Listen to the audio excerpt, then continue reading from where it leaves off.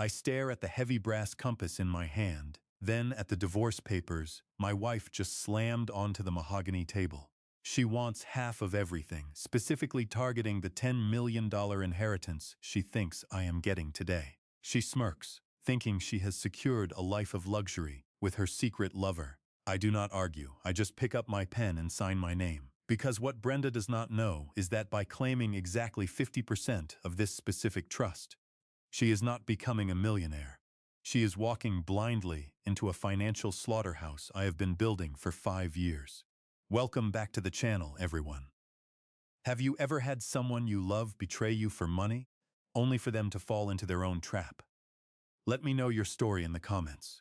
Also, please tell me where you are listening from and what time it is right now. If you love stories about instant karma, make sure to hit that like button and subscribe so you never miss an upload. Now, let us get into today's story. The heavy manila envelope hit the mahogany table with a sharp slap. The sound echoed through the empty parlor, slicing through the quiet stillness of the house. I did not flinch. I just stared at the thick stack of papers spilling out onto the polished wood.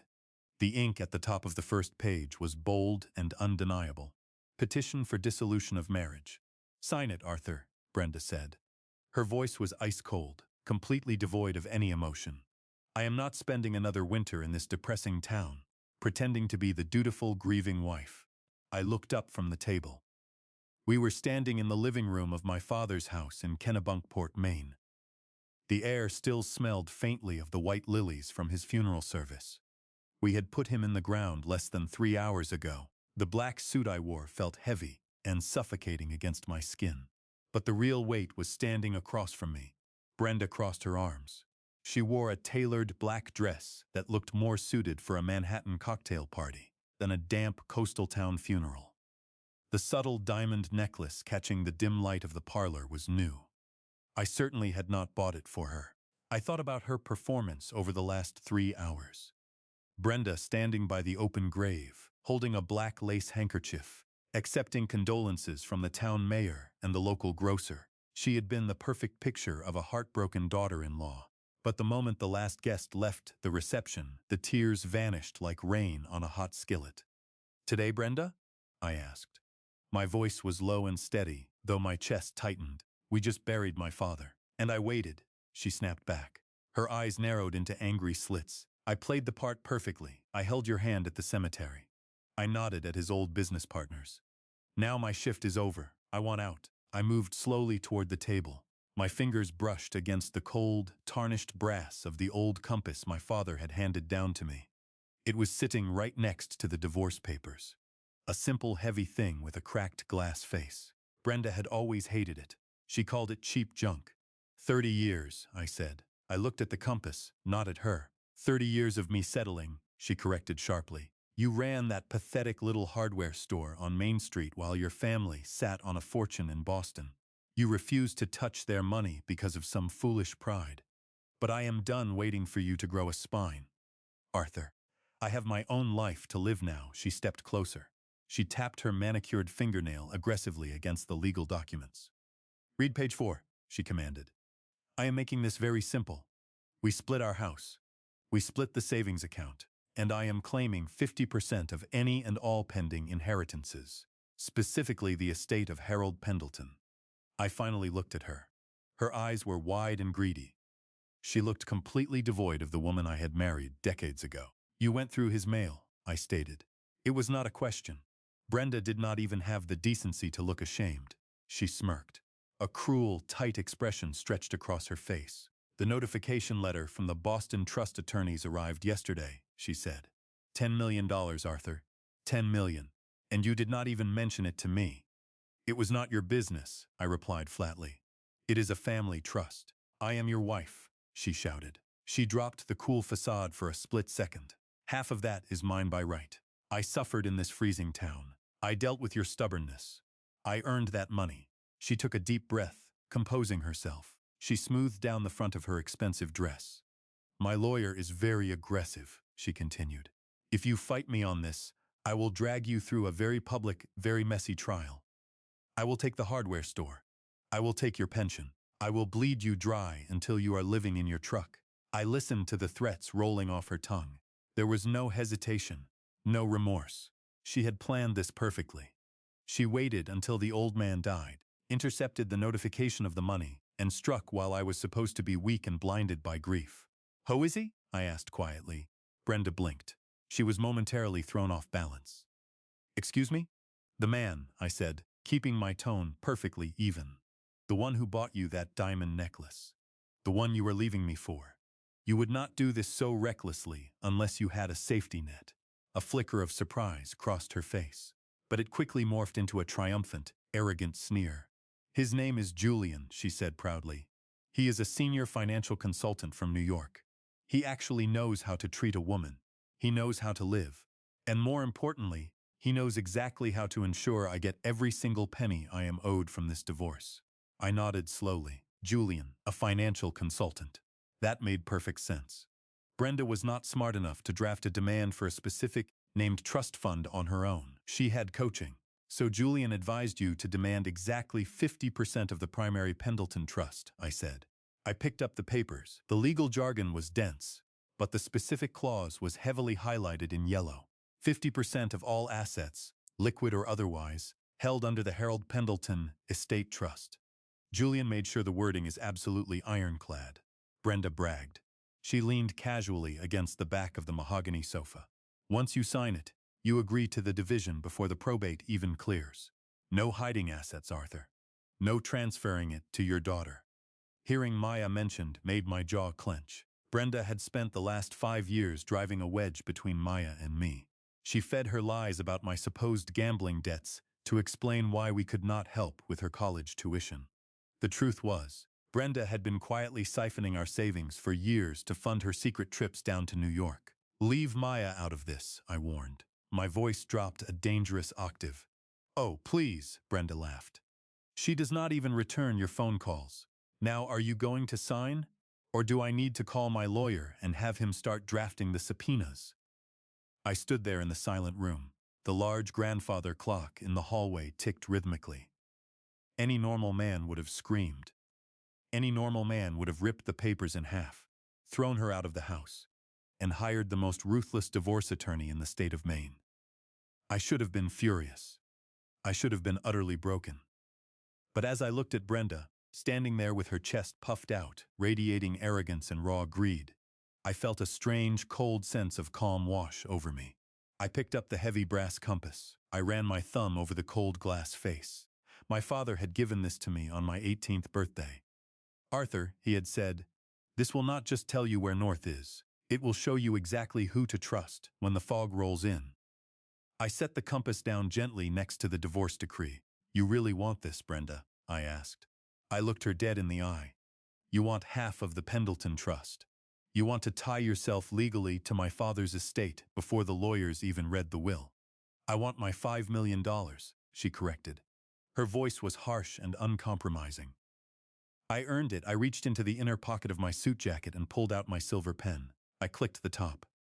The sound was deafening in the quiet room. Brenda watched me. Her eyes tracked the pen like a predator, watching an injured deer. Without another word, I leaned over the mahogany table. I flipped to the back page where the yellow sticky notes pointed. I pressed the pen to the paper. I signed my name, Arthur James Pendleton. I signed the property division. I signed the asset split. I signed the specific ironclad agreement, granting her exactly 50% of the Harold Pendleton Estate Trust. I stood up and slid the thick stack of papers across the table toward her. "It is done," I said. Brenda stared at the signature. For a moment, she looked stunned, as if she had not expected me to surrender so easily. Then a massive, greedy smile broke across her face. She snatched the papers off the table and hugged them tightly to her chest. "You always were weak, Arthur," she sneered.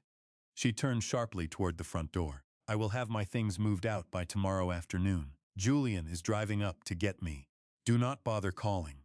"I won't," I replied. I watched her expensive heels click rapidly across the hardwood floor. The heavy front door opened, letting in a blast of freezing coastal wind, and slammed shut behind her. The house was dead silent again. I looked down at the mahogany table. The divorce papers were gone, but the brass compass remained exactly where I had placed it. I reached out and picked it up.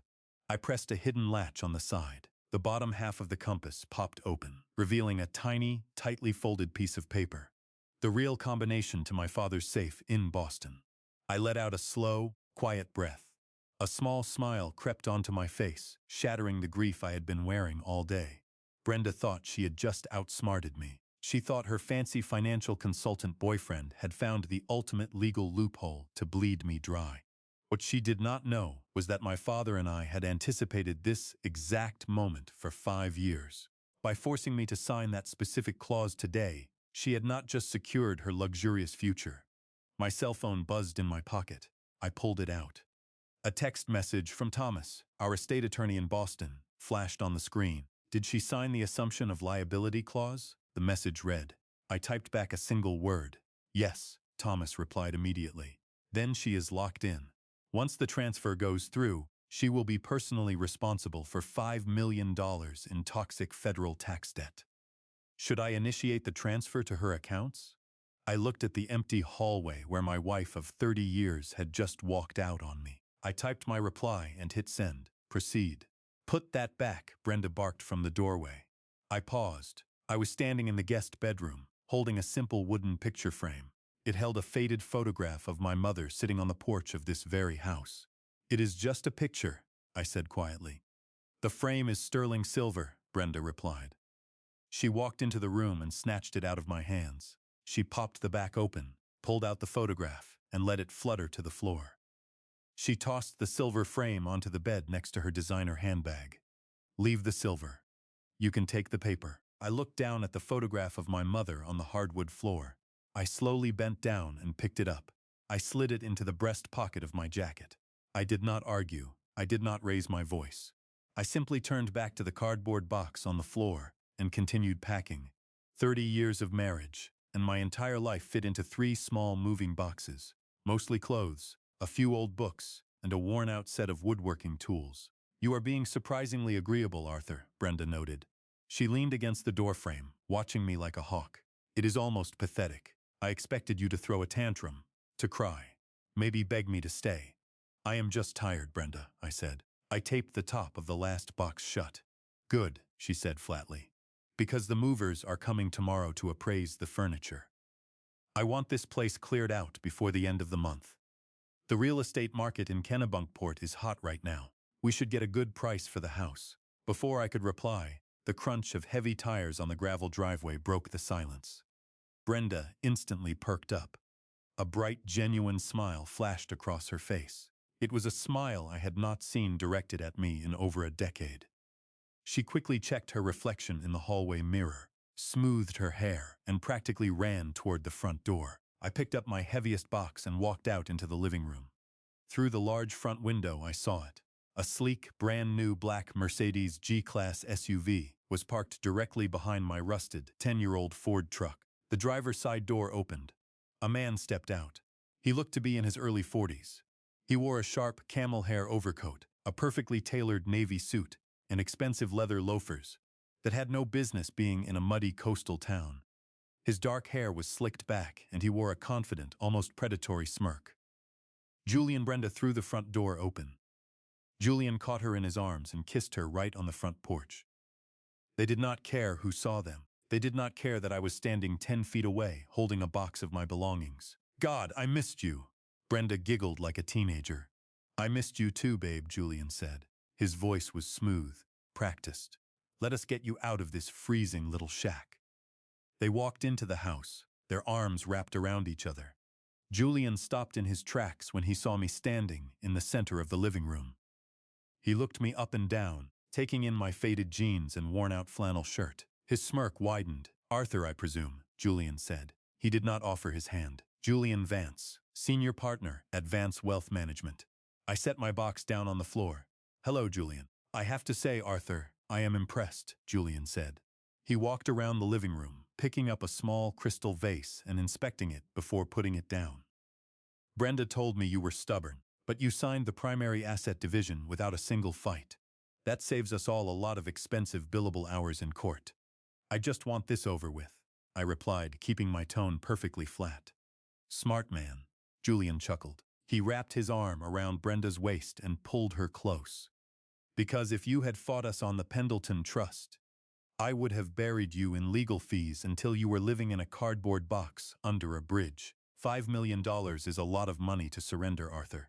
But I suppose a hardware store clerk would not know what to do with that kind of capital anyway. I will manage, I said. Brenda stepped forward. She held out her hand, palm up. The checkbook, Arthur. The joint savings account. You agreed to leave the current liquid assets to me to cover the immediate legal fees and relocation costs. I reached into my back pocket and pulled out the worn leather checkbook. I had run the hardware store for 30 years. I worked 6 days a week. We had exactly $62,000 in that account. It was every penny I had to my name. I opened the checkbook, clicked my pen, and wrote the check out to Brenda for the entire balance. I tore it out and handed it to her. She looked at the numbers and smiled greedily. She waved the paper in the air to dry the ink. Perfect. You can leave your house keys on the kitchen counter. Julian and I are going to stay at the coastal resort tonight. We will be back tomorrow to oversee the appraisal. Do not drag your feet, Arthur, Julian warned. His tone turned sharp and commanding. The probate judge is reviewing the divorce agreement on Thursday. I want your name completely off the trust title by Friday morning, so I can start moving her $5 million into a high-yield portfolio. If you try to delay the transfer, I will ruin you. I will not delay anything, I promised. I picked up my box. I walked past them, out the front door, and into the biting cold air of the Maine coastline. I loaded the last box into the bed of my old Ford truck. I climbed into the driver's seat, turned the key, and listened to the engine sputter before roaring to life. I pulled out of the driveway. I looked in the rearview mirror one last time. Julian and Brenda were standing on the porch of the house my father had built, laughing and holding up the check I had just given them. They thought they had won. They thought they had stripped me of my home, my savings, and my inheritance. They thought I was a broken, cowardly old man running away with his tail between his legs. I smiled, let them laugh. I drove 20 miles south down Route 1 until I reached the Starlight Motel. It was a run-down, single-story building with flickering neon signs and a parking lot full of potholes. I paid for a room in cash. The room smelled like stale cigarette smoke and cheap pine cleaner. The carpet was stained, and the bedspread looked like it had survived the 70s. I dropped my bags on the floor and sat down on the edge of the lumpy mattress. I reached into my pocket and pulled out my cell phone. I dialed a Boston number. It rang twice before he picked up. Thomas, I said. Arthur. The deep, refined voice of my family's estate lawyer came through the speaker. I see the joint account was just drained. $62,000. Are you all right? I am fine, I said. I am at a motel on Route 1. Did you receive the signed divorce decree? I did. My paralegal just filed our copy with the county clerk, Thomas confirmed. Brenda legally tied herself to the specific entity known as the Harold Pendleton Estate Trust, just as we planned. And the transfer, I asked. The bank is processing it, Thomas said. You gave up your rights to 50% of that specific trust. She is now legally assuming ownership of it. But Arthur, there is a new development. I frowned. What kind of development? Julian Vance, Thomas said, his voice tightening with distaste. He just submitted an emergency motion to the probate court on Brenda's behalf. He is requesting a fast-track authorization to borrow against the $5 million before the official transfer is even completed. He claims they need the funds for immediate investment opportunities. He is getting greedy, I said. He wants his hands on the money before she realizes what it actually is. He is reckless, Thomas corrected. Arthur, if Julian successfully borrows against that trust account, he will not just trigger the debt trap we set. He will be pulling a fraudulent loan against a federal tax liability shell. He is crossing the line from simple greed into felony bank fraud. A cold sense of satisfaction washed over me. Let him do it, I said. Give him enough rope to hang himself. When does the bank finalize the transfer and unfreeze the asset details? Friday at noon, Thomas replied. Once the clock strikes 12 on Friday, the veil drops. The IRS and the primary creditors will automatically be notified of the new partial owner of the trust. Brenda's accounts will be flagged within hours. Good. Do not block Julian's loan request. Let him push it through, I instructed. Understood, Arthur. Stay low until Friday. The storm is coming. Thomas hung up. I placed the phone on the cheap nightstand. I leaned back against the headboard, listening to the wind howl against the thin glass of the motel window. I had 4 days to wait. 4 days of living in a cheap motel while my wife and her lover spent my life savings and popped champagne. Suddenly, a loud, aggressive knock hammered against my motel room door. I froze. I was not expecting anyone. No one knew I was here except Thomas, and he was 3 hours away in Boston. The knock came again. Harder this time. "Arthur Pendleton?" A gruff voice called out from the other side of the door. "Open up." I stood up slowly. I walked to the door and peered through the scratched peephole. A large man in a cheap, ill-fitting gray suit was standing on the walkway. He was holding a thick manila folder. I unlocked the deadbolt and pulled the door open a few inches. "Can I help you? Are you Arthur James Pendleton?" the man asked. "Yes." The man shoved the heavy folder directly into my chest. I reflexively grabbed it before it fell. "You have been served," the man said flatly. He turned around and walked away without another word, climbing into a battered sedan and speeding out of the motel parking lot. I closed the door and locked it. I looked down at the thick manila envelope in my hands. The return address in the top corner belonged to Julian's law firm in New York. I ripped the envelope open and pulled out the legal documents. My eyes scanned the first page, and my blood instantly turned to ice. It was a civil lawsuit. Brenda and Julian were not just taking my house, my savings, and my inheritance. Despite the ironclad agreement we had just signed 3 hours ago, Julian had found a loophole. They were suing me for full ownership of the Kennebunkport hardware store. They wanted the business, the inventory, and the land it sat on. She had broken her own deal. She wanted me left with absolutely nothing. Not even my pride. I stared at the lawsuit. The calm, calculating patience I had maintained all day vanished, replaced by a dark, burning fury. They wanted a war. Now they were going to get one. I pushed open the heavy glass door of the Salty Dog Diner. The brass bell chimed brightly overhead. Instantly, the low hum of morning conversation died. 10 pairs of eyes turned to stare at me. The local fishermen, the postmen, the waitresses. They all knew. Small towns do not keep secrets, especially not in Maine. By now, everyone knew my wife had left me on the day of my father's funeral and drained my bank account. I kept my head down. I walked to the counter and pulled a crumpled $5 bill from my coat pocket. "Just a black coffee, Mary," I said. Mary, the owner, poured the coffee slowly. She looked at me with deep, agonizing pity. I hate that look.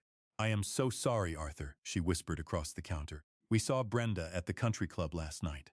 She was with that New York fellow. She bought 3 rounds of expensive champagne for the whole bar. She was bragging about moving to Manhattan. It is a total disgrace." "It is fine, Mary," I said. I pushed the $5 bill across the counter. "Keep the change." I took my paper cup and walked out. I could feel their eyes burning into my back. I heard a few muted whispers as the door closed behind me. They thought I was a coward. They thought I had let a city slicker steal my wife and my life savings without throwing a single punch. Let them think it. I got into my rusted Ford truck and drove toward Main Street. I needed to check on Pendleton Hardware. I had owned the store for 30 years. It was not a gold mine, but it was mine. I turned the corner and hit the brakes. My regular parking spot was taken by a massive moving truck. The bright neon open sign in the window was turned off. The heavy front door was propped wide open with a cinder block. I threw my truck into park and jumped out. I ran across the icy asphalt and stepped inside. 2 men in sharp, cheap suits were standing by the front counter. They were aggressively pulling out drawers and taking photos of my cash register. "What the hell are you doing?" I demanded. Brenda stepped out from the back office. She was holding my leather accounting ledger.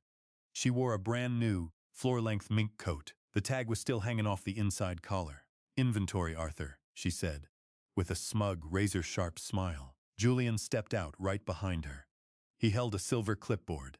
He looked absolutely ridiculous standing in his expensive camel hair coat, surrounded by PVC pipes and bags of fertilizer. "Julian's legal team works incredibly fast," Brenda boasted. She tossed my ledger onto the front counter. "We filed an emergency injunction this morning. You cannot sell a single hammer, nail, or bag of dirt until the civil suit is settled." "You are trespassing," I said. My voice shook. I made sure to sound terrified. "I have not lost this store yet. It is in my name. You will lose it by Friday. Julian smirked. He tapped his expensive gold pen against the clipboard. You see, Arthur, litigation is a very expensive game. You have exactly $0 in your bank account right now. I have the entire Vance Wealth Management legal department at my disposal. I looked at Brenda. I let my shoulders slump, playing the part of a broken man perfectly. You took the house, I said quietly. You took my entire life savings. You are getting half of the Pendleton Trust. Why do you need the hardware store? Because I want it all, she snapped. Her eyes flashed with raw, ugly greed. I spent 30 years of my life smelling like sawdust and cheap coffee. I spent 30 years watching my friends fly to Europe while I stayed in this rotting, freezing town. I am taking this store, selling the land to a commercial developer, and never looking back. Julian checked his heavy gold watch and sighed loudly. Besides, we need liquid cash for the weekend, Julian added. The probate judge approved my emergency motion an hour ago. I froze. I stared at him. The air in the room suddenly felt very thin. You got the loan? I asked. Julian smiled. It was a massive, arrogant grin. He thought he was the smartest man in the room. A private luxury lender in New York approved a $2 million bridge loan this morning, Julian bragged. I used Brenda's 50% stake in the Harold Pendleton Estate Trust as the primary collateral. The money hits my personal account tomorrow morning. I stared at him in pure disbelief. He had done it. He had actually done it. Julian had just committed massive federal bank fraud.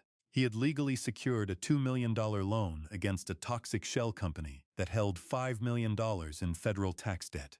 He had tied his own name, his own firm, and his own bank accounts directly to the explosive trap I had built for Brenda. Please, I begged. I stepped forward, holding my hands up in fake surrender. Do not do this. That trust is private family business. If you pull money out now, the taxes will ruin us. You do not understand how it is structured.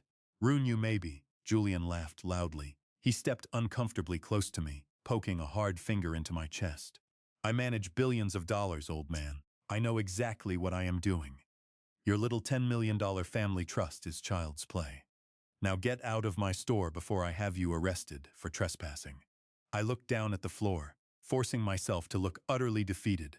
I turned around and walked out of the store. I heard Brenda laugh out loud as I walked away. It was a cruel, sharp sound that echoed into the street. I got back into my truck. I slammed the door shut. I did not start the engine. I just sat there in the freezing cold, gripping the steering wheel. A slow, dark smile crept across my face. I could not hold it in anymore. I started laughing. They thought they had buried me. But Julian had just tied a massive concrete block to his own ankles and jumped out of an airplane. When Friday at noon hit, the bank would unfreeze the trust details. The IRS would instantly flag the account. Julian's private lender would realize they had been defrauded, and Julian would be looking at 10 years in federal prison. My phone vibrated violently in my pocket. It was a text from Thomas. The message read, "The trap is set. The private lender just filed the official lien against the trust." Julian swallowed the hook. I typed back, "Excellent. We wait for Friday." A second message from Thomas immediately popped up on my screen. "Wait, Arthur. There is a problem. Maya just called my office. She found out about the divorce. She is driving up to Maine right now." My blood ran completely cold. The smile vanished from my face. Maya was coming here. She did not know anything about the plan. Brenda had spent 5 years convincing Maya that I was a degenerate gambler. If Maya confronted Brenda now, or if she tried to intervene in the lawsuit, she could accidentally blow my entire cover. I rapidly dialed Maya's number. It went straight to voicemail. "Come on, pick up," I muttered, dialing again. Voicemail again. Then a loud, sharp tap hit my driver's side window. I jumped and dropped my phone. I looked up. A sleek silver rental car had just pulled into the parking lot, aggressively blocking my truck so I could not reverse.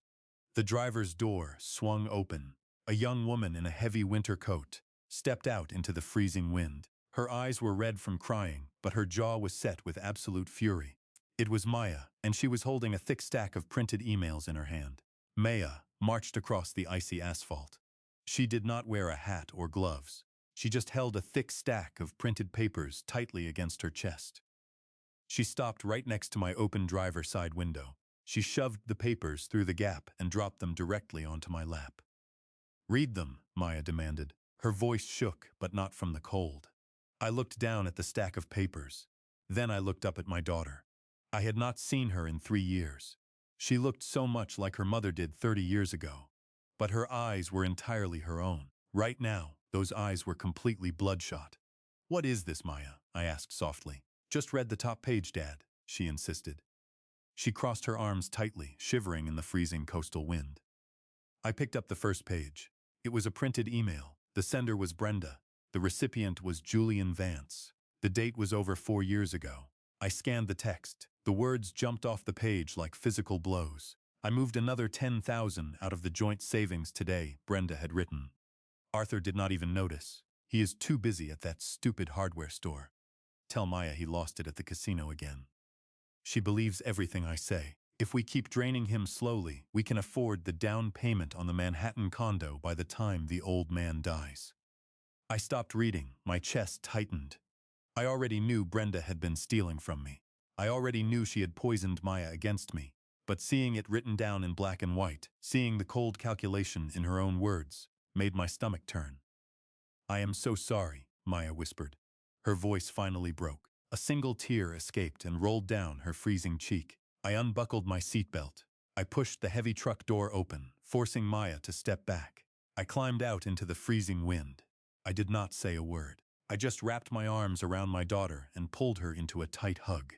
She buried her face in my shoulder and started to sob. All the anger, all the resentment Brenda had carefully built between us over the last 5 years melted away in the cold Maine air. "I should not have believed her," Maya cried into my jacket. "I should have asked you. I should have known you would never gamble away my college money." "It is okay, sweetie," I said quietly. I rubbed her back. "She is very good at lying. She fooled me for a very long time, too." Maya pulled back, wiping her eyes fiercely. "How did you not know?" she asked.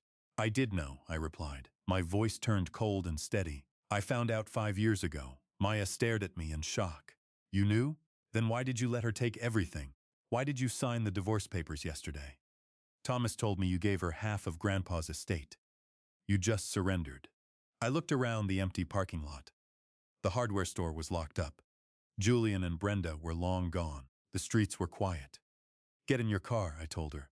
"Follow my truck. We cannot talk out here." 10 minutes later, we were sitting inside my dingy room at the Starlight Motel. Maya looked around at the stained carpet and the flickering bedside lamp with absolute disgust. "You are staying here?" Maya asked. "Dad, this place is a dump. You have money. You have the Boston accounts." I sat down on the edge of the lumpy mattress. I reached into my coat pocket and pulled out the heavy brass compass. I set it down on the cheap nightstand between us. "I have to stay here," I explained. "I have to play the part. Brenda and Julian need to believe they have completely destroyed me. They need to believe I am entirely broke." Maya frowned, taking off her winter coat. She sat in the single plastic chair by the window. "Why?" "Because of the Harold Pendleton Estate Trust," I said. I pointed at the brass compass. "Pick that up. Press the little latch on the left side." Maya picked up the compass. She found the latch and pressed it. The bottom compartment popped open. She pulled out the tiny folded piece of paper. She unfolded it and read the combination numbers written inside. "What is this?" she asked.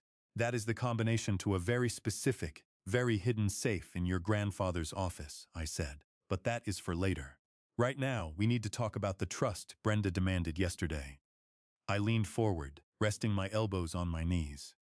5 years ago, your grandfather and I discovered Brenda's theft," I explained. "We hired private investigators. We found out about Julian.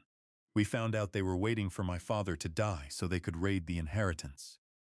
So my father and I built a trap." Maya leaned in, her eyes wide with sudden realization. "The trust," she whispered. "Exactly," I nodded.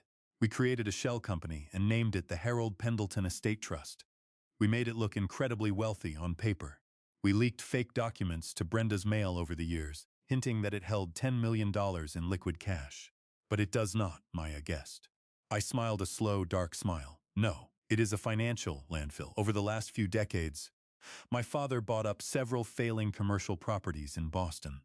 Properties with massive environmental violations, defaulted mortgages, and severe federal tax penalties. He bundled all of that toxic debt and transferred it into the Harold Pendleton Estate Trust. Maya gasped. She covered her mouth with her hand. By demanding exactly 50% of that specific trust in the divorce decree, I continued. Brenda did not claim $5 million in cash. She legally assumed personal liability for $5 million in federal tax debt and defaulted loans.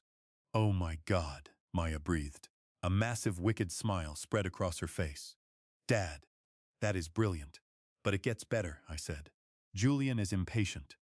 He filed an emergency motion this morning to borrow $2 million against Brenda's new share of the trust. He used his own firm to secure a private bridge loan. Maya's jaw dropped. She works in corporate accounting. She instantly understood the gravity of what I just said. Dad, she said, her voice trembling with excitement. If he secured a loan against toxic federal debt without disclosing it to the lender, that is not just a bad investment. That is federal bank fraud. Julian just tied his own career and freedom to a sinking ship. I nodded. He swallowed the hook completely. And the bank finalized the asset transfer tomorrow at noon. We spent the rest of Thursday evening catching up. We ordered cheap pizza and laughed for the first time in years. Maya told me about her new job in Boston. I told her how much I had missed her. It felt like a massive weight had been lifted off my chest. I had my daughter back. Brenda had lost her greatest weapon against me. But the real show had not even started yet. Friday morning arrived with a bitter, freezing rain. Maya and I sat in the motel room. We had Thomas on speakerphone. My cell phone sat in the middle of the cheap nightstand, right next to the brass compass. It was 11:55 in the morning. The bank processing center in Boston operates on an automated schedule. Thomas explained through the phone speaker. At exactly noon, the deed transfer clears the system. The moment it clears, the veil on the Harold Pendleton Estate Trust drops. The IRS automated flagging system will detect the transfer of liability within seconds. Maya stared at the digital clock on the motel microwave. 11:57. Julian is probably sitting in his luxury hotel right now, Maya said quietly. He is probably checking his bank account, waiting for that $2 million loan to deposit. He is going to get a very different kind of notification, I replied. 11:58. The room was completely silent except for the sound of the freezing rain hitting the window glass. My heart hammered against my ribs. 5 years of planning. 5 years of swallowing my pride, living with a woman who despised me, pretending to be a weak, ignorant fool. It all came down to this exact minute. 11:59. Watch the phone, Thomas commanded through the speaker. The IRS system moves at lightning speed when it comes to federal tax liens. They will freeze every account connected to her social security number the second the liability registers. The digital numbers on the microwave clock clicked forward. 12:00, noon. I held my breath. Maya gripped the edge of her plastic chair. Nothing happened. 10 seconds passed, 20 seconds. Then, Thomas spoke. His voice was sharp and triumphant. The transfer just cleared, Arthur. Brenda is now the proud owner of $5 million in toxic federal debt. The registry just updated. Almost instantly, Maya's phone buzzed. She picked it up and checked her screen. It is an alert from the family phone plan, Maya said, her eyes widening. Brenda's credit card just declined an automatic payment. It says the card has been restricted by the issuing bank. Before I could say a word, my own cell phone lit up on the nightstand. It started vibrating violently against the cheap wood. Maya and I both looked down at the glowing screen. The caller ID flashed in bright white letters. Brenda. I looked at Maya. She nodded. I reached out and answered the call, pressing the speaker button so Maya and Thomas could hear every word. Arthur. Brenda screamed through the phone. Her voice was pure, unfiltered panic. The background noise sounded like a chaotic bank lobby. Arthur, what did you do? Arthur, what did you do? Brenda screamed through the phone. Her voice echoed loudly in the small motel room. I leaned back against the cheap headboard. I gave you exactly what you asked for, Brenda. Half of the trust. My credit cards are declining, she yelled hysterically. I am standing in the lobby of Chase Bank. The teller just told me my social security number is flagged by the IRS. They are holding me personally liable for $5 million in federal tax evasion. Tell your lawyers to fix this right now. I looked at Maya. She was covering her mouth, trying not to laugh out loud. There is nothing to fix, I said calmly. You demanded 50% of the Harold Pendleton estate trust. Julian drafted the paperwork himself. He made it ironclad. You signed the assumption of liability. It is a $10 million cash fund, Brenda shrieked. No, Brenda. It is a financial shell holding decades of defaulted commercial mortgages and toxic tax liens. I warned you it was private family business. You did not listen. A heavy, breathless silence fell over the line. Then I heard Julian's voice in the background. He sounded completely unhinged. Brenda, Julian shouted, his voice cracking with pure panic. The bridge loan. The private lender wired the $2 million to my account 10 minutes ago, but the IRS automated system just seized the entire transfer. They swept the account to pay the trust's tax lien. The money is gone. What do you mean the money is gone? Brenda screamed at him. The IRS took it, Julian roared back. I used the trust as collateral. The moment the tax flag hit, the federal government seized the wire transfer. I just lost $2 million of my firm's money. I am going to federal prison. I sat quietly on the bed, listening to them tear each other apart in the middle of a bank lobby. 30 years of misery, disrespect, and betrayal were finally balancing out. You set me up, Brenda screamed into the phone. Her voice was pure venom now. You planned this. I am going to destroy you, Arthur. I am calling my lawyer. I will tear up those divorce papers. I will take everything. I pressed the red button. The call disconnected. Maya let out a massive breath and fell back against her plastic chair. That was incredible, she whispered. Thomas cleared his throat through the speakerphone. Enjoy the victory for exactly 1 minute, Arthur. Because the real fight is about to start. What do you mean? I asked. The trap worked. Julian is ruined. Brenda is bankrupt. Julian is a cornered animal, Thomas explained. He manages billions. He has a massive legal team. He just lost $2 million of client money. He is going to try to reverse the divorce decree to save his own skin. On what grounds? Maya asked sharply. She signed it willingly. Duress, Thomas replied. Julian's firm just sent my office an emergency notice. They are filing a petition to completely nullify the divorce settlement. Brenda is going to claim she was emotionally unstable from the funeral and did not understand the financial documents. She wants to pause the divorce, I realized. Exactly, Thomas confirmed. If she nullifies the agreement, she reverts to being your legal spouse under Maine law. She will argue that the $5 million debt belongs to the marriage, forcing you to share the liability. She wants to drag you down with her. Maya stood up and paced the small room. Can she actually do that? Can a judge reverse it? If she plays the victim perfectly, yes, Thomas warned. The probate judge is already sympathetic to grieving widows. We need to be very careful. Do not engage with Julian. Do not answer her calls. I am filing a counter-motion on Monday morning. We hung up with Thomas. Maya looked at me, her face pale. Dad, if she gets that divorce nullified, she will start digging into the rest of Grandpa's estate. She will find out the real money exists. Let her dig, I said. I picked up the heavy brass compass from the nightstand. I ran my thumb over the cold glass. My father built a second wall for a reason. The rest of Friday passed in tense silence. Maya and I stayed in the motel room, eating cheap takeout and watching the rain turn into freezing sleet. My phone rang a dozen times. Julian's number. Unrecognized New York numbers. I ignored all of them. By 8 o'clock that night, the storm outside was howling. The wind rattled the cheap motel window. Then came a knock at the door. It was not a loud, aggressive knock like the process server yesterday. It was soft, hesitant. Maya froze mid-bite of her pizza. She looked at me, her eyes wide. Stay here, I whispered. I stood up and walked to the door. I looked through the scratched peephole. Brenda was standing on the walkway. She was not wearing her new floor-length mink coat. She was not wearing her expensive diamond necklace. She was wearing a simple wet raincoat. Her hair was plastered to her face. Her makeup was running down her cheeks in dark, messy streaks. I unlocked the deadbolt and opened the door just a few inches. What do you want, Brenda? I asked coldly. Arthur, she whispered. Her voice was trembling.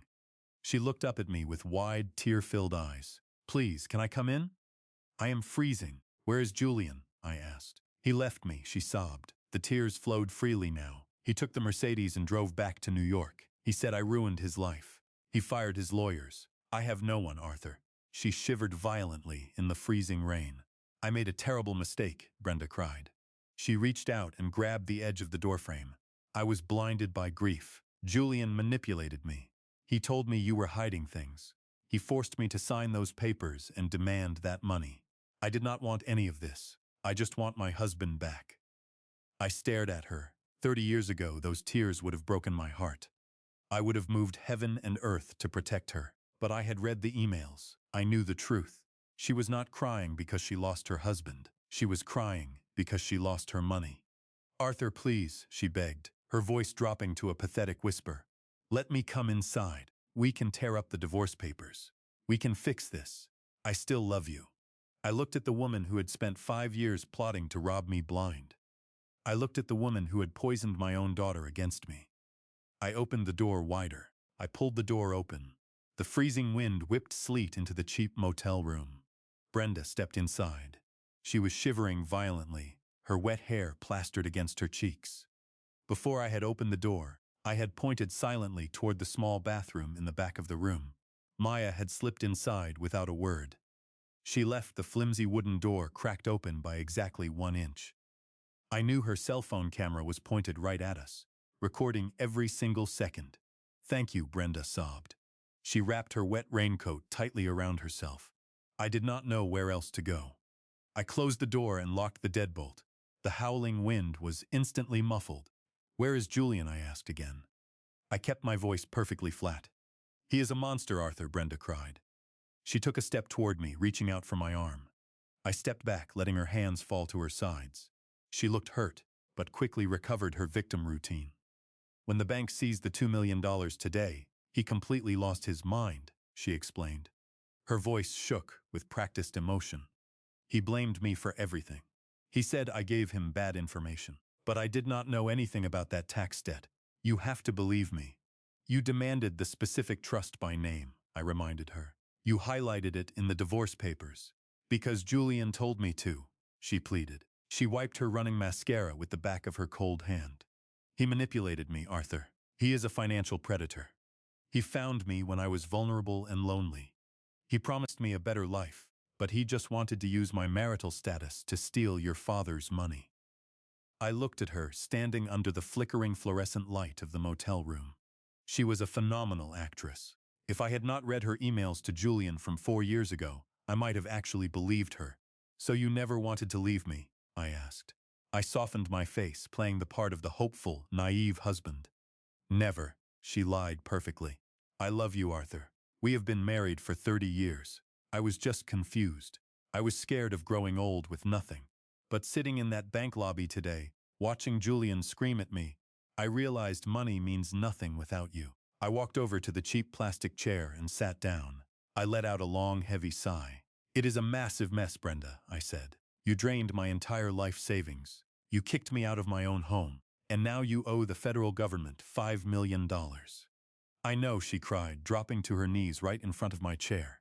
She rested her head on my knee. It was a calculated display of total submission. But we can fix this. I already talked to my lawyers before Julian fired them. I looked down at her. How exactly do we fix $5 million in toxic debt? We tear up the divorce papers, Brenda said eagerly. She looked up at me. Her eyes were suddenly sharp and focused. The tears stopped completely. We file an emergency nullification on Monday morning. I claim I signed the division of assets under extreme emotional duress.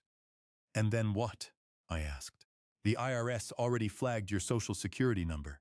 Then I become your legal wife again, she explained, speaking faster now. If the divorce is canceled, the 50% stake in the Harold Pendleton Estate Trust reverts back to marital property. The debt becomes our joint responsibility. Why would I want to share $5 million of debt? I asked quietly. Because of the real money, Arthur, she whispered. A greedy, desperate light sparked in her eyes. I froze. What real money? Before Julian left, he hacked into the probate court's private database, Brenda confessed. He was trying to figure out why the $10 million trust was toxic. And he found it, Arthur. He found the master trust. She grabbed my hands, squeezing them tightly. Your father did not just leave you a hardware store and some bad real estate, she said, her voice trembling with excitement. Julian found the corporate filings for the Pendleton Master Trust in Boston. It is worth over $150 million in liquid assets and commercial properties. I stared at her. She had taken the bait, but the rat had dug deeper into the maze than I expected. If we nullify the divorce, Brenda continued, her voice dropping to a conspiratorial whisper, I remain your legal spouse. Under Maine law, that means the master trust is legally required to cover the debts of the marriage. We use the $150 million to pay off the IRS lien. We clear my name, and we still have over $140 million left to live like kings. I sat perfectly still. She was not here to apologize. She was not here because she loved me. She was here because Julian had discovered the true size of my family's fortune before he fled. And she realized the only way to get her hands on it was to pretend to be my loving wife again. She wanted to use my family's real legacy to pay off the federal trap she had walked into. Brenda, I said slowly, you want to cancel the divorce just so you can access the master trust. I want to save us, Arthur, she corrected quickly, realizing she sounded too greedy.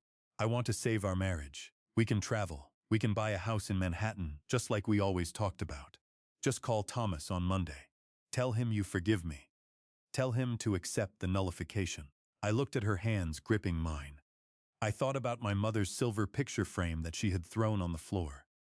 I thought about the $62,000 she had stolen from my hardware store account. Okay, I whispered. Brenda gasped. A massive, triumphant smile broke across her face. Really? I nodded, forcing a gentle smile. We will call the lawyers on Monday. We will stop the divorce. Oh, Arthur, she cried, throwing her arms around my neck. I knew you would understand. I knew you still loved me. I promise, things will be different now.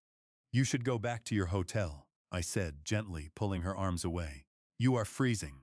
Go get dry. I will meet you at the house tomorrow morning. We can start moving my boxes back in. Yes. Yes, of course, she agreed instantly. She stood up, smoothing down her wet raincoat. She looked around the dingy motel room with renewed disgust, knowing she would never have to step foot in a place like this again. I will see you tomorrow, my love. She turned and walked out the door, disappearing into the freezing rain. I stood in the doorway and watched her walk across the parking lot.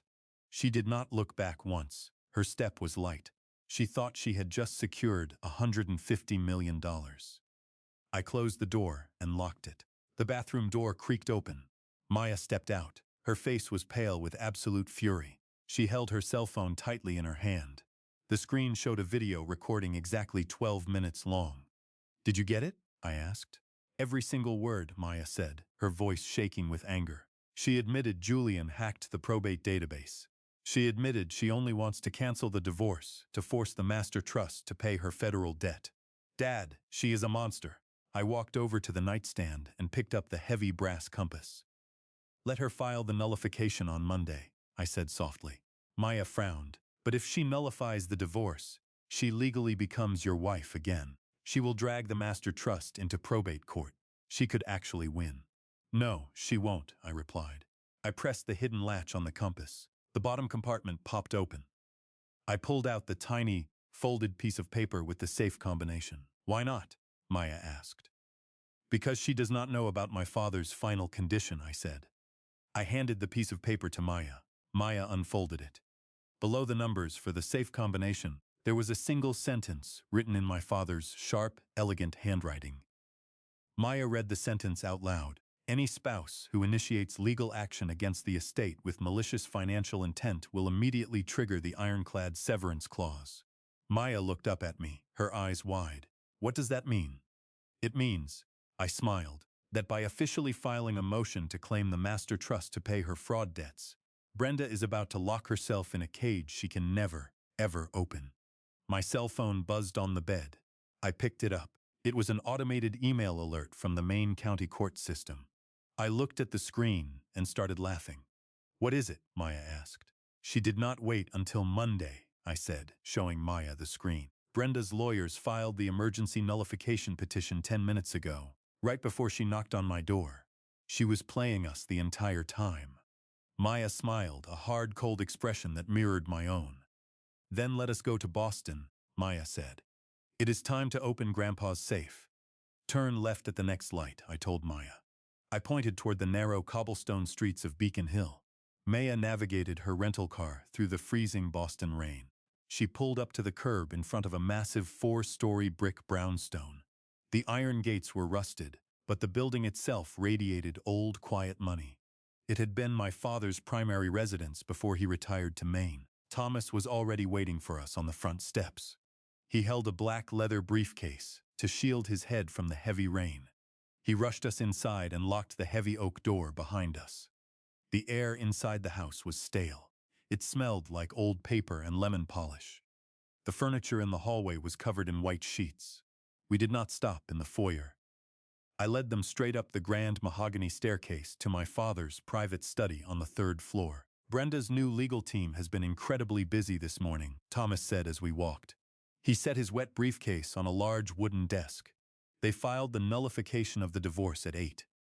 By 9, they filed an emergency injunction to freeze every single asset attached to your name, including the hardware store and your personal checking accounts. Maya scoffed. She's trying to starve him out before the hearing on Monday. Exactly, Thomas nodded. She hired Richard Sterling. He is a ruthless corporate litigator here in Boston. He does not take family law cases unless there is a massive payout guaranteed.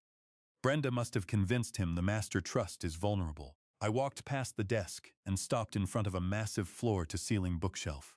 Let Sterling try, I said. I pulled 3 thick leather-bound books from the middle shelf, revealing a dark, square patch of wood paneling. I pressed my palm firmly against the wood. It slid backward with a heavy mechanical click. A solid steel wall safe was embedded directly into the brickwork of the house. Maya handed me the small slip of paper we had taken from the brass compass. I spun the heavy steel dial. 32 right, 14 left, 57 right. I pulled the heavy handle. The safe door swung open smoothly. Inside, there was no cash. There were no gold bars. There was only a single, thick black binder with the Pendleton family crest embossed on the front. I pulled it out and set it on the desk. Thomas opened his briefcase and pulled out a pair of white cotton gloves. He carefully opened the binder. This is the original founding document of the Pendleton Master Trust, he explained to Maya. It holds the deeds to 12 commercial properties in downtown Boston and roughly $150 million in liquid securities. Maya leaned over the desk, staring at the dense legal text. Where is the trap? Thomas flipped to the very last page of the binder. He pointed to a paragraph, stamped with a red wax seal. The ironclad severance clause, Thomas read aloud. It states that if any spouse, partner, or external entity attempts to claim ownership of this trust through malicious, fraudulent, or hostile legal action, 2 things happen immediately. He looked up at Maya. First, they are permanently and irrevocably severed from any current or future inheritance. Not even a judge can overturn it, because it is structured as a private corporate charter, not a standard will. And the second thing? Maya asked. Her voice was barely above a whisper. The trust automatically triggers a counter-lawsuit for attempted corporate espionage and fraud, I answered. The estate will legally seize any and all personal assets belonging to the aggressor to cover the legal damages. Maya looked back and forth between me and Thomas. A slow, massive smile spread across her face. So by filing that nullification today to grab the master trust, she just activated the clause, Maya said. Not yet, Thomas corrected. She filed the paperwork, but she has to present her argument to the probate judge on Monday morning. She has to officially state on the legal record that she is acting in good faith to preserve the marriage. And that is where the video comes in, I said. I pulled out my cell phone. I tapped the screen and played the video Maya had recorded from the motel bathroom. Brenda's voice echoed clearly through the quiet study. We use the $150 million to pay off the IRS lien. We clear my name. Thomas listened to the recording. A sharp, predatory smile appeared on the lawyer's face. She admitted the marriage is a sham to access the funds, Thomas stated. She admitted she needs the trust to pay off her federal tax debt from a fraudulent loan. Arthur, this is a smoking gun. When the judge hears this, Brenda will not just lose the divorce case. She will be investigated for federal conspiracy. My phone buzzed on the desk, interrupting him. I looked down. It was a text message from an unknown number. I opened it. It was a picture of my hardware store back in Maine. The front windows were completely smashed. Broken glass covered the sidewalk in front of the doors. I stared at the screen, my blood turned to ice. "What is it?" Maya asked, stepping closer to look at the screen. A second text message arrived from the same unknown number. I read it out loud. "Julian says hello. You cost him $2 million. You have until Monday morning to sign over the master trust to Brenda, or the store burns to the ground." Maya gasped. Thomas instantly reached for his phone to call the police. "No," I said sharply. I grabbed Thomas by the wrist, stopping him. "Do not call the police." "Arthur, they just vandalized your property and threatened arson," Thomas argued. "That is extortion." I looked at the shattered glass on my phone screen. Julian was supposed to be in New York, running from his ruined career. But he had not run. He had come back. He and Brenda were working together again. They were desperate, dangerous, and completely out of control. "Let them break the windows," I said. My voice was dangerously calm. "Let them think they are intimidating me.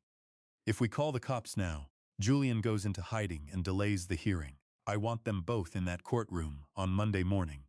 I want them standing right in front of the judge when the trap slams shut." I closed my phone and looked at Thomas. "Call Richard Sterling," I instructed. "Tell Brenda's lawyer that I am terrified. Tell him I surrender. Tell him I will sign whatever she wants on Monday to save my store and my life." Thomas nodded slowly. He picked up his briefcase. "I will make the call." I looked back at the heavy steel safe embedded in the brick wall. The compass had pointed me to the weapon. Now it was time to use it. The heavy brass doors of the Cumberland County Courthouse were freezing to the touch. It was exactly 8:30 on Monday morning. I walked through the metal detectors with Maya on my right and Thomas on my left. We walked down the long, polished hallway toward courtroom 4. Brenda and Julian were already there. They were sitting on a long oak bench outside the double doors. Brenda was wearing the new mink coat again. Her hair was perfectly styled. The desperate, soaking wet woman who had begged on her knees at my motel room 2 nights ago was completely gone. She looked like a queen waiting for her crown. Julian sat next to her, constantly checking his phone. He looked pale and exhausted, but the moment he saw me walking down the hall, he put his phone away and stood up. He smoothed his expensive suit jacket and painted on his signature arrogant smirk. Right beside them stood Richard Sterling. He was a tall, imposing man in a dark gray tailored suit. He had a reputation as the most ruthless corporate litigator in Boston. "Did you sweep up the glass, old man?" Julian asked as I approached. His voice was low so the security guards at the end of the hall could not hear him. I stopped a few feet away. I kept my face entirely blank. "I did not sweep it up," I replied quietly. "Good," Julian sneered. "Leave it there as a reminder. You are out of your league, Arthur. If you try to fight us today, the windows will be just the beginning. The hardware store will burn to the ground, and your little motel room will be next." Maya tensed beside me. She took a step forward, but I put my hand on her arm, holding her back. Sterling stepped between us. He held a leather folio. He did not introduce himself to me. He looked directly at Thomas. "I assume your client is ready to be reasonable, Thomas," Sterling said. His voice was smooth and condescending. "The emergency nullification is a simple procedure. If Arthur consents, we can wrap this up in 10 minutes. The master trust is activated, the IRS lien is paid, and Brenda gets what she is legally entitled to." Thomas adjusted his glasses. He looked at Sterling with a perfectly neutral expression. "My client has agreed not to contest the scheduling of the motion," Thomas said. Sterling pulled a single sheet of paper from his folio. He handed it to me along with a gold pen. "Sign the preliminary consent, Arthur. It just says you are waiving your right to an extended trial and letting the judge rule today." I took the paper. I did not read it. I clicked the gold pen and signed my name at the bottom. I handed it back to Sterling. Brenda let out a short, triumphant laugh. She stood up and adjusted her diamond necklace. "You finally learned how to follow orders, Arthur," she mocked. "Do not speak unless the judge asks you a direct question. Just nod and let Richard handle the money." The heavy wooden doors of courtroom 4 clicked open. The bailiff stepped out. "All parties for Pendleton versus Pendleton," the bailiff announced. Brenda and Julian walked in first, their heads held high. Sterling followed them, carrying my signed consent form like a trophy. I looked at Maya. She gave me a single, sharp nod. It was time. We walked into the courtroom and sat at the defendant's table. The room was empty except for us. Probate hearings are closed to the public. Judge Harold Miller walked out from his chambers and took his seat behind the high wooden bench. He was an older man with stern eyes and a completely bald head. He adjusted his microphone and opened the thick file folder in front of him. "We are here for an emergency motion to nullify a finalized divorce decree," Judge Miller read aloud. He looked over his reading glasses at Brenda. "Mrs. Pendleton, this is highly unusual. You signed this divorce agreement last Wednesday. Now you claim it was signed under extreme duress?" Sterling stood up immediately. "Yes, Your Honor. My client was suffering from severe emotional trauma following the sudden death of her father-in-law. She was completely unaware of the toxic nature of the Harold Pendleton Estate Trust when she assumed liability for it." The judge frowned. "And now the IRS has flagged her Social Security number for a $5 million tax evasion lien." "That is correct, Your Honor." Sterling nodded smoothly. This was a clear case of financial entrapment by her husband. "We are asking the court to nullify the divorce, restoring her status as a legal spouse. Furthermore, we petition the court to activate the Pendleton Master Trust to clear this marital debt immediately." Judge Miller looked at the paperwork. He sighed heavily.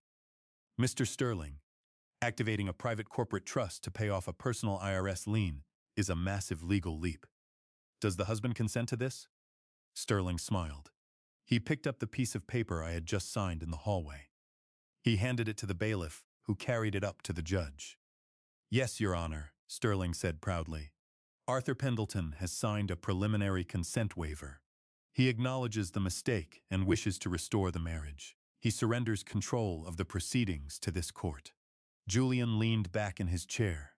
He crossed his legs and smiled at me from across the aisle. Brenda pulled a tissue from her purse and dabbed at her perfectly dry eyes, playing the relieved, grieving widow. Judge Miller looked at my signature on the paper. Then he looked directly at me. "Mr. Pendleton," the judge had said, his voice echoing in the quiet room. "You are agreeing to nullify your divorce? You are agreeing to expose a $150 million family trust to your wife's tax liabilities?" I stood up slowly. I buttoned my suit jacket. I looked at Brenda. I looked at Julian. Then I looked at the judge. "No, Your Honor," I said clearly. "I do not consent to any of it." Sterling whipped around, his face turning red. "Objection." He just signed the waiver in the hallway. Thomas stood up next to me. He unlatched his black leather briefcase. "My client signed a waiver to expedite this hearing, Your Honor," Thomas stated loudly. "He did not sign a consent to the nullification. We are not here to surrender the trust. We are here to trigger it." Judge Miller leaned forward. He looked intrigued. "Ex-counsel." Thomas pulled the thick black binder with the family crest out of his briefcase. He also pulled out a small silver USB drive. "Your Honor," Thomas began, pacing slowly in front of our table. "Brenda Pendleton did not file this motion because she loves her husband. She filed this motion because her financial advisor, Mr. Julian Vance, illegally used a toxic trust as collateral for a $2 million private loan, which the federal government seized on Friday." Julian shot up from his chair. His face was completely pale. "That is a lie." "Sit down, Mr. Vance," the judge barked sharply. "Continue, counsel." "They are attempting to hijack the Pendleton Master Trust to cover their own federal bank fraud," Thomas declared. He handed the black binder and the USB drive to the bailiff. "On that drive is a 12-minute video recording from Friday night. In it, Mrs. Pendleton explicitly admits to conspiring with Mr. Vance to use the marriage solely to access the Master Trust funds to pay off her fraudulent debt." Brenda gasped loudly. She grabbed Sterling's arm. Her manicured nails dug into his expensive suit. "She also admits to hacking the probate court database to find the Master Trust," Thomas added. Sterling looked at Brenda in absolute horror. "You hacked a federal database?" he whispered fiercely. "You told me Arthur tricked you." Judge Miller's face turned to stone. He plugged the USB drive into the monitor on his bench. He put on his headphones. The courtroom was dead silent. I watched the judge's eyes track the video. I watched his jaw clench. 30 seconds in, his eyes darted toward Brenda with absolute disgust. Julian was sweating profusely. He was looking at the wooden double doors at the back of the courtroom, calculating if he could run, but Thomas was not finished. Furthermore, Your Honor, Thomas said, his voice ringing with absolute authority, because Mrs. Pendleton has officially filed a hostile legal claim against the Master Trust. With malicious financial intent, she has activated a specific countermeasure written into the founding charter. Thomas opened his own copy of the binder. He pointed to the final page. I asked the court to turn to page 84, Thomas said. The ironclad severance clause. Sterling scrambled to open the copy of the trust documents he had brought. His eyes frantically scanned the page. As he read the clause, the blood drained completely from his face. He slowly dropped the file onto the table. What is it? Richard? Brenda hissed, pulling on his sleeve. What does it say? Sterling did not look at her. He took a step away from her. Judge Miller took off his headphones. He looked at the black binder. Then he looked at Brenda and Julian. The stern neutrality of a judge was gone, replaced by the cold fury of a man who realized his courtroom was being used for a criminal conspiracy. Bailiff, Judge Miller commanded. His voice cracked like a whip. Lock the doors. No one leaves this room. Judge Miller did not blink. He read page 84 of the Master Trust document in total silence. The only sound in the courtroom was the heavy rain beating against the high-arched windows. Brenda looked desperately at her lawyer. Richard Sterling was not looking at her. He was hastily shoving his legal pads and gold pens back into his leather folio. His hands were shaking. Your Honor, Sterling said. His voice was loud and completely devoid of its usual arrogance. Based on the new evidence presented by the defense, I must make an immediate motion. Judge Miller looked up from the binder. Proceed, Mr. Sterling. I formally withdraw as counsel for Mrs. Pendleton, Sterling announced. He zipped his folio shut with a sharp, final sound. I was retained under false pretenses. I was not informed of any federal tax flags, nor was I aware of my client's malicious intent to defraud a private estate. I will not be party to a federal conspiracy. Brenda grabbed his arm. Her eyes were wide with sheer terror. Richard, you cannot do this. You promised me we would win. You promised me the money. Do not touch me, Sterling snapped. He ripped his arm away from her grasp. You lied to me. You and your financial advisor hacked a federal database and tried to use my firm to launder stolen money. You are completely on your own. Sterling turned and walked rapidly toward the back of the courtroom. Sit down, Mr. Sterling, Judge Miller commanded sharply. The doors are locked. You will remain in this room until I have finished my ruling. Sterling stopped dead in his tracks. He walked to the front row of the gallery benches and sat down, burying his face in his hands. Brenda was hyperventilating. She looked at Julian. Julian, do something, she begged. Call your legal team in New York. We need to stop this. Julian stood up. He did not look at Brenda. He looked directly at the judge. Your Honor, Julian pleaded. His voice cracked. He raised his hands in a gesture of total surrender. I am a victim here. Brenda Pendleton lied to me. She told me the Harold Pendleton Estate Trust was completely liquid. She forged the financial disclosures. I only secured that $2 million loan because she provided fraudulent documents. Julian, Brenda screamed. Her voice echoed off the wooden walls. She lunged at him, her manicured claws aiming for his face. You liar. It was your idea. You told me exactly what to write in the divorce papers. The bailiff stepped forward quickly, putting a heavy hand on Brenda's shoulder and forcing her back into her chair.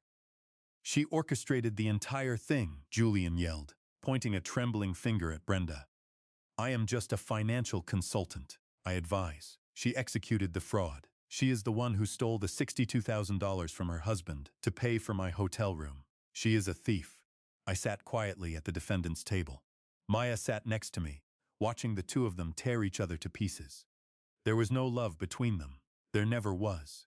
It was only ever about the money, and the moment the money vanished, they turned into wild animals fighting over scraps. Enough, Judge Miller roared. He slammed his wooden gavel down on the bench. The sound cracked like a gunshot. The courtroom instantly fell silent. Brenda sobbed into her hands. Julian stood frozen, sweating through his expensive tailored suit. Judge Miller glared down at them. In my 25 years on the bench, I have never seen such a brazen, arrogant display of greed. You attempted to use this court to execute a massive financial crime. The judge picked up the emergency nullification petition Brenda had filed. Mrs. Pendleton, the judge stated coldly, Your petition to nullify the divorce decree is permanently denied. The divorce stands exactly as you signed it on Wednesday. Brenda let out a loud, agonizing wail. Furthermore, Judge Miller continued, reading from his notes. You willingly and legally assumed 50% of the Harold Pendleton Estate Trust. That trust carries $5 million in federal tax debt. That debt is now your sole legal responsibility. The IRS will be seizing your personal assets to satisfy the lien. I do not have anything, Brenda cried. Arthur has the hardware store. Arthur has the house. He does, Thomas interrupted smoothly. He stood up and adjusted his tie. And thanks to the ironclad severance clause, you just activated by filing this hostile motion, you are permanently barred from seeking any alimony, any settlement, or any future claim against Arthur Pendleton or his family's estate. Judge Miller nodded in agreement. The severance clause is fully active. Mrs. Pendleton, you walk away from this 30-year marriage with exactly what you demanded. You get the debt. You get nothing else. Julian let out a massive sigh of relief. He wiped the sweat from his forehead. He thought he had successfully thrown Brenda under the bus. He thought he was walking away. Your Honor, Julian said eagerly. Since the court recognizes that Mrs. Pendleton acted alone in this fraud, I assume I am free to go back to New York to cooperate with the authorities there. Thomas smiled. It was a cold, calculated smile. Actually, Mr. Vance, Thomas said, you are not going back to New York. Julian froze. What are you talking about?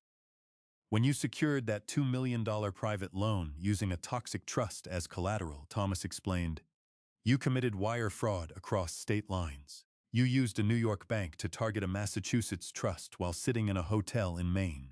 That makes it a federal crime. Julian's jaw dropped. He looked at the locked doors at the back of the courtroom. And since you threatened to burn down my client's hardware store this morning, Thomas added, pointing to the printed text messages sitting on our table. We felt it was necessary to notify the proper authorities before this hearing began. Judge Miller looked at the bailiff and nodded. The bailiff walked to the back of the courtroom and unlocked the heavy wooden doors. He pulled them open. Two men in dark suits stepped into the courtroom. They wore heavy tactical vests with 3 bright yellow letters across the chest. FBI Julian Vance? The lead agent asked. His voice was deep and entirely devoid of emotion. Julian took a step back. He bumped into the wooden table. I did not do it, Julian stammered. I am a senior partner. You cannot arrest me. The 2 agents walked briskly down the aisle. They did not hesitate. The lead agent grabbed Julian by the arm, spun him around, and slammed him face first into the heavy oak table. Julian screamed as the cold steel handcuffs clicked tightly around his wrists. Julian Vance, you are under arrest for federal wire fraud, conspiracy to commit bank fraud, and extortion, the agent recited loudly. You have the right to remain silent. I highly suggest you use it. They hauled Julian to his feet. His expensive camel hair coat was wrinkled. His perfectly slicked hair was a mess. He looked at Brenda, his eyes wide with pure hatred. This is your fault, Julian spat at her as the agents dragged him down the aisle. You ruined my life. Brenda did not even look at him. She sat slumped in her wooden chair. Her makeup was ruined. Her expensive mink coat suddenly looked like a cheap costume. She stared blankly at the floor. The heavy doors closed behind Julian and the FBI agents. Judge Miller took off his reading glasses. He looked at Brenda with absolute pity. Mrs. Pendleton, the judge said quietly, you have a massive tax debt. You have no legal counsel. I strongly advise you to contact a public defender and prepare for personal bankruptcy. We are adjourned. The judge struck his gavel one final time and walked out of the courtroom. The battle was over. The trap had closed. Maya stood up and hugged me tightly. We did it, Dad, she whispered. I hugged her back.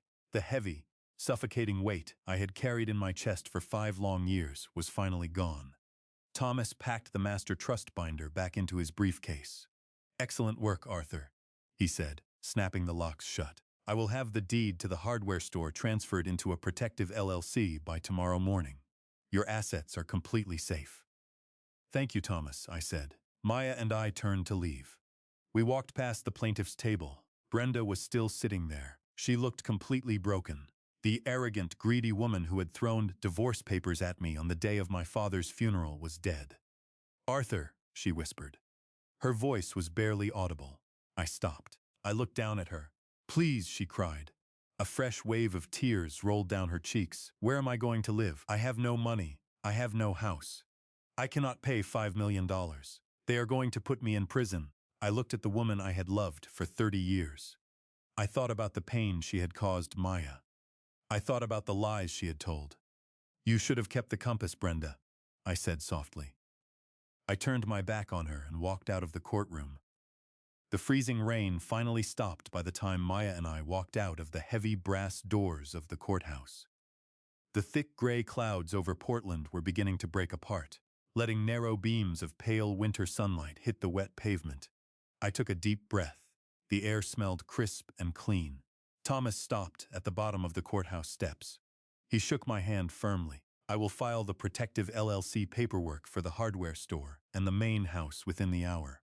Arthur, he said, the IRS is going to freeze every account associated with Brenda by tomorrow morning. I want a solid steel wall between her toxic debt and your actual assets.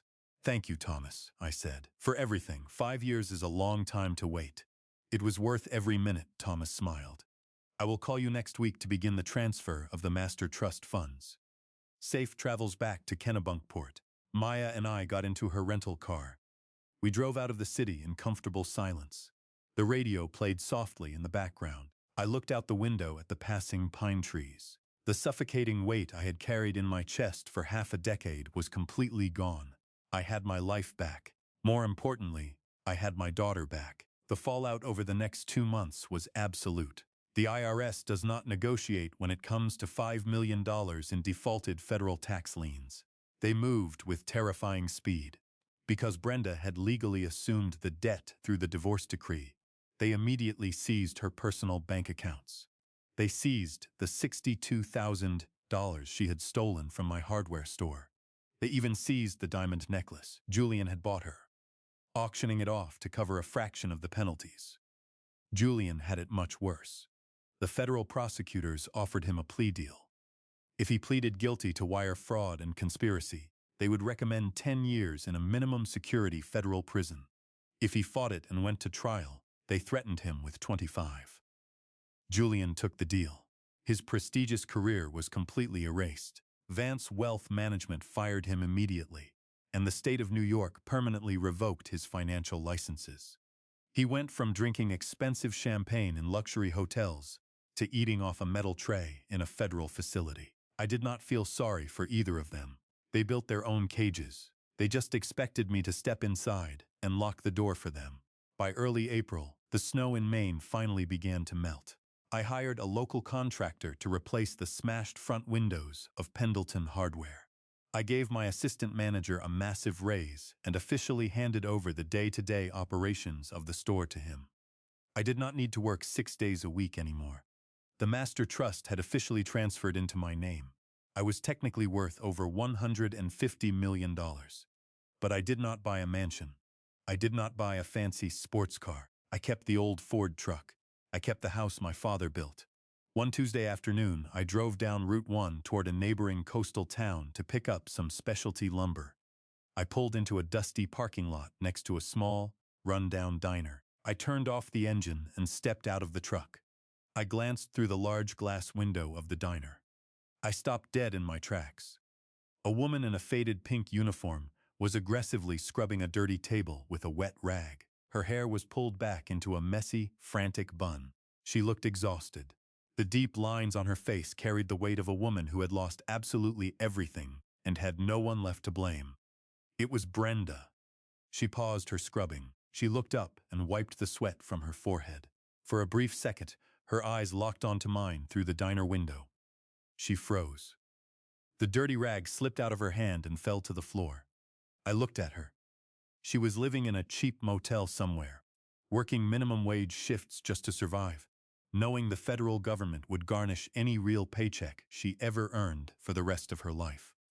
She opened her mouth, taking a step toward the window. I do not know if she was going to beg or scream or apologize again. I did not stay to find out. I turned around, got back into my truck, and drove away.